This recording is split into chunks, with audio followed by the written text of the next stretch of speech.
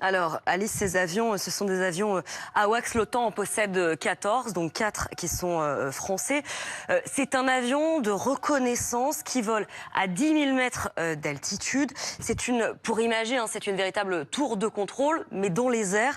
Dans ces avions, alors ça peut être des Français, ça peut être des Allemands, des Italiens ou même des Polonais. Ce que vous voyez, on va voir là sur l'image dans un instant, en fait, la particularité de ces avions, c'est qu'ils ont des énormes radars. Voilà, ça c'est un radar qui se trouve donc sur le toit de l'avion. C'est ce qu'on appelle aussi effectivement les fameux yeux du ciel. Il a une portée d'environ 500 km. C'est grâce à ce système que l'on peut détecter une intrusion, par exemple, comme ce qui s'est passé hier en Estonie.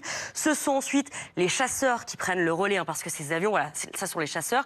Il faut savoir que cet avion radar n'est là que pour détecter s'il y a un problème. C'est d'ailleurs ce qui s'est passé la semaine dernière. On vous en a parlé sur BFM TV de ces drones russes qui ont été abattus au-dessus de la Pologne par des avions polonais et des F-35 néerlandais, parce que justement, ils ont reçu un message de ces fameux avions AWACS. Alors, ce sont des avions qui contrôlent, qui sont constamment en fait dans les airs, sauf que c'est vrai que leur présence a été quand même accentuée ces dernières semaines.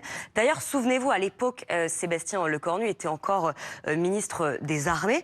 C'est justement un AWACS français qui avait été menacé directement alors qu'il était en train de patrouiller au moment d'échanges radio, justement, avec la Russie.